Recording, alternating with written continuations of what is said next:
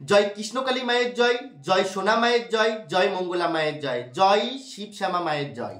তো আজকে তোমরা হয়তো বলতে পারো যে শিবশ্যামা মায়ের কাছে তুমি কেন ক্ষমা চাইছো? সে তোমাকে এত বাজে কথা বলে, মঙ্গলা মাকে এত বাজে কথা বলে, অনেক মানুষকে গালাগালি দেয়, কুসন্তান বলে, অনেক কিছু। তো যাই হোক, কেন ক্ষমা চাইছি জানেন?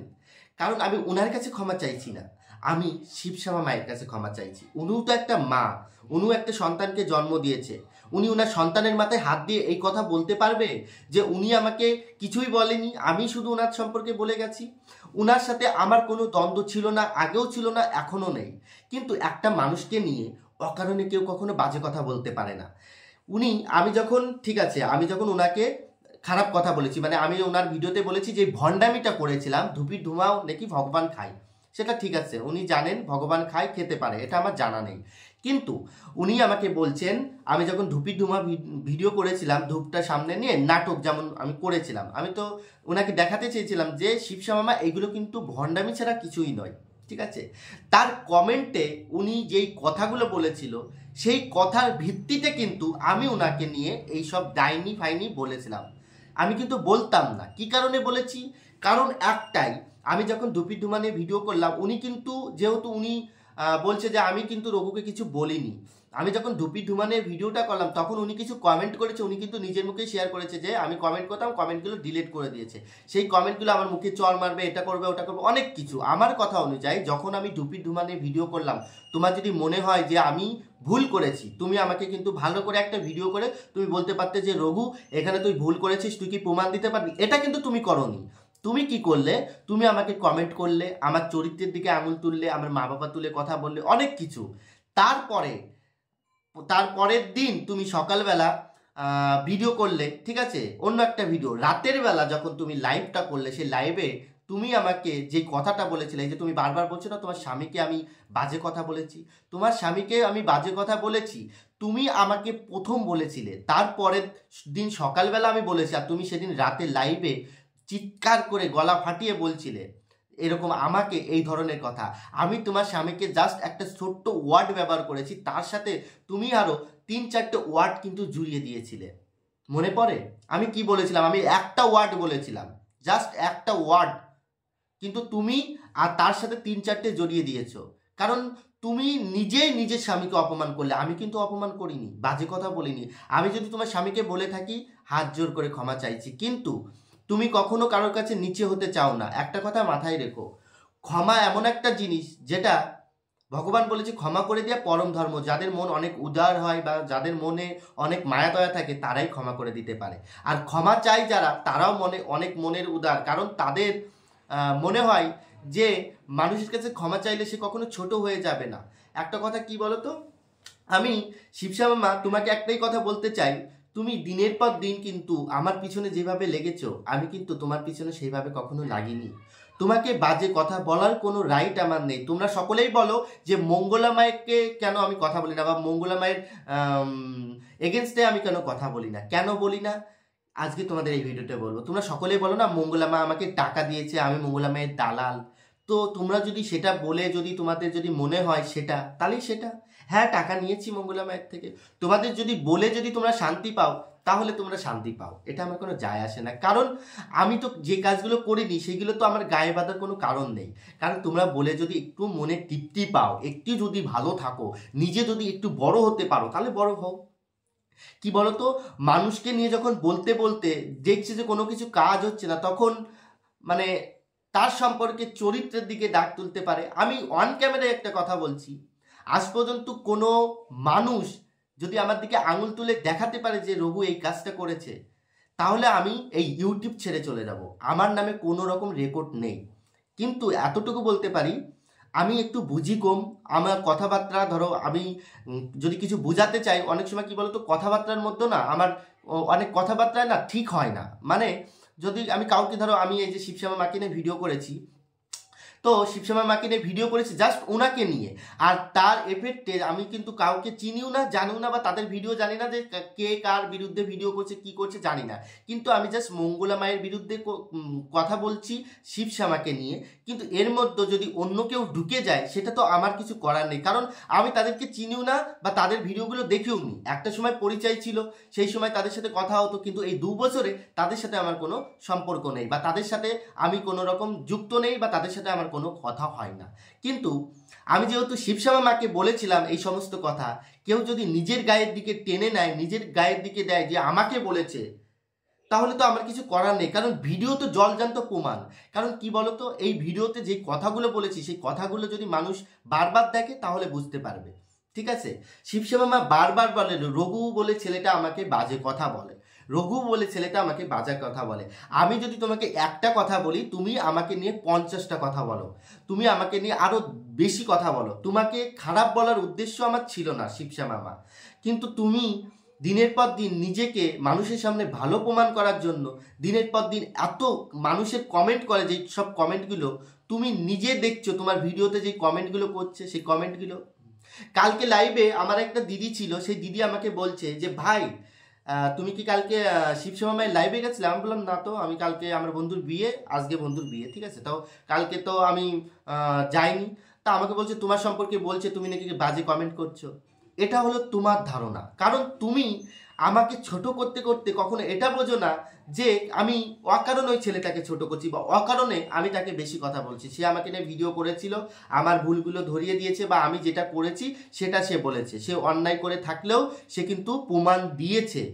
তুমি বারবার বলছো তোমার স্বামীকে আমি এটা বলেছি ওটা বলেছি, কে আগে বলেছিল লাইভে মনে পড়ে? তুমি আমার নামটা উচ্চারণ করতে পারছো না, ওই নাম ধরে আমাকে ডাকছো, যে নামটা আমি তোমার স্বামীকে বলেছিলাম। ফার্স্ট তুমি আমাকে বলেছিলে, তারপর আমি এই ভিডিওগুলো করেছি। তার আগে তোমাকে নিয়ে কোনো খারাপ কথা বলিনি, জাস্ট ওই ধূপের ধুনা নিয়ে ভিডিওটা আমি করেছিলাম। তখনও কিন্তু তোমাকে খারাপ কথা বলিনি, আমি জাস্ট বলেছিলাম ভঙ্গি করে তোমাকে বোঝানোর জন্য। তারপর থেকে তুমি আমার পিছনে লেগে আছো।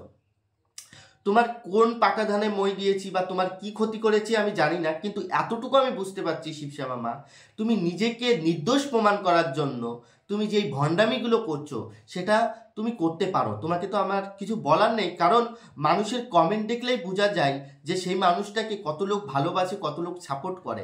কারণ কমেন্টে মানুষের বলে দিচ্ছে, মানুষ কমেন্টে তোমাকে বলে দিচ্ছে। কালকে যে কমেন্টগুলো করছে, আমি তোমার লাইভটা দেখলাম, সেই লাইভে আমি দেখলাম যে কত মানুষ বাজে কমেন্ট ছাড়া তোমাকে কেউ কিন্তু একটাও ভালো কমেন্ট করছে না। প্রত্যেকটা মানুষ তোমাকে এত বিচ্ছিরি বিচ্ছিরি কথা বলছে, এই কারণটা শুধুমাত্র তুমি মঙ্গলা মায়ের এগেনস্টে তুমি কথা বলো বলে এই কারণে।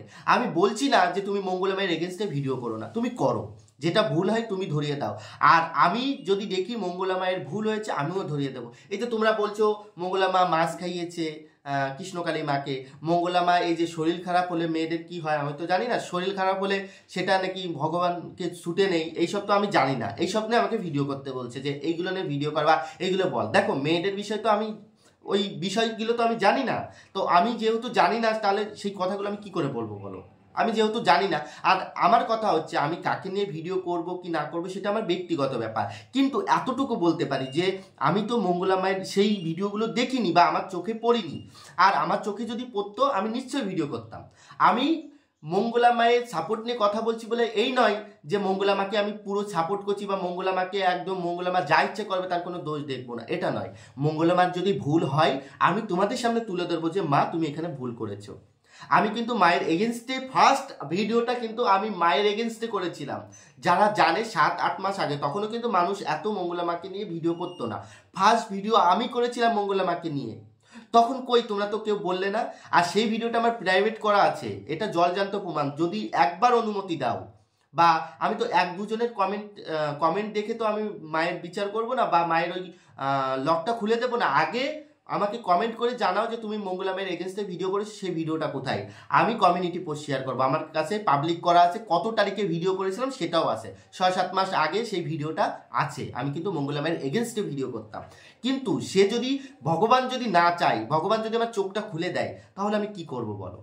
আজকে তোমরা মঙ্গলা মায়ের সাপোর্ট নিয়ে কথা বললে তোমরা বলছো আমরা টাকা খাই, আমরা দালাল, হ্যান ত্যান অনেক কিছু, সেটা তোমাদের ব্যক্তিগত ব্যাপার ভাই। আর যদি মঙ্গলা মায়ের টাকা নিয়ে যদি আমি ভিডিও করি সেটা আমার ব্যক্তিগত ব্যাপার, হ্যাঁ আমি নিয়েছি, তোমরা যদি তাতে তৃপ্তি পাও কোনো অসুবিধা নেই। এই যে যত মানুষ আছে যারা আমাদেরকে কমেন্ট করে, যারা আমাদের ভিডিওগুলো দেখে, তারা প্রত্যেকেই টাকা নিয়েছে, না হলে মঙ্গলা মায়ের কেন কথা বলবে মঙ্গলা মায়ের হয়ে? প্রত্যেকেই টাকা নিয়েছে, শুধুমাত্র তোমরা টাকা নেওনি বা তোমাদের ভাগে যায়নি তোমার শিবশ্যামা মা, তাই তুমি এই কথাগুলো বলছো। তো যাই হোক, আমি এতটুকু তোমাদেরকে বোঝাতে পারলাম। আর শিবশ্যামা মাকে আমি বারবার বলছি, শিবশ্যামা মা তুমি আমার দিকে যতই আঙুল তোলো, যাই কিছু করো না কেন, তুমি নিজের বিবেকের কাছে একবার প্রশ্ন করে দেখো যে ওই ছেলেটা যখন আমাকে নিয়ে খারাপ কথা বললো, কখন বললো, কি কারণে বললো? এমনি এমনি তো আমাকে নিয়ে বদনামি করবে না। হ্যাঁ, আমি তোমাকে নিয়ে ফার্স্ট ভিডিও করেছি যে মঙ্গলা মায়ের এগেনস্টে তুমি মঙ্গলা মাকে ভণ্ড বলছো, এটা বলছো, সেটা নিয়ে আমি একটা ভিডিও করেছি। তারপরের ভিডিওটা তোমার চ্যানেলে গিয়ে দেখি তুমি যে ভণ্ডামিগুলো করছো, তারপরে ধুপিডুমা ভিডিওটা করেছিলাম, সেই কারণে তুমি ধুপিডুমা ভিডিওয়ে আমার চরিত্র নিয়ে কথা বলেছিলে। তারপরের দিন আমি ওই ভিডিওটা করেছিলাম, তারপরে তুমি লাইভে আমাকে নিয়ে উল্টোপাল্টা জাতটাত নিয়ে কথা বলেছিলে, তারপরে যে আমি তোমার ওই ঝাঁটা বারণ দিয়ে তোমার ওই ভিডিওটা করেছিলাম। কিন্তু তুমি এবার ভেবে দেখো আমি তোমাকে কোথায় অপমান করলাম বা কোথায় বাজে কথা বললাম? ফার্স্ট তো তুমি শুরু করেছিলে। আমি তোমাকে না ভিডিও করেছি, তুমি আমাকে ভালোভাবে বোঝাতে পারতে যে এটা ঠিক নেই বাবা, তুই কি জানিস, প্রমাণ দেখা। তুমি সুজা চরিত্রের দিকে আঙুল দিলে। দেখো আমার চরিত্র কেমন, আমি কেমন, সেটা আমি তোমার কাছে প্রমাণ করতে যাব না, কারণ আমার চরিত্র কেমন, আমি কি করি কি না করি সেটা মানুষ ভালো করে জানে। আর একজনের কথায় কখনো কাউকে খারাপ বলতে পারবে না। আর তার থেকে বড় কথা কি বলো তো, তোমরা যাই কিছু বলো এর কোনো মূল্যহীন, এগুলো কোনো মূল্য নেই, কারণ এই কাজগুলো তো আমি করি না।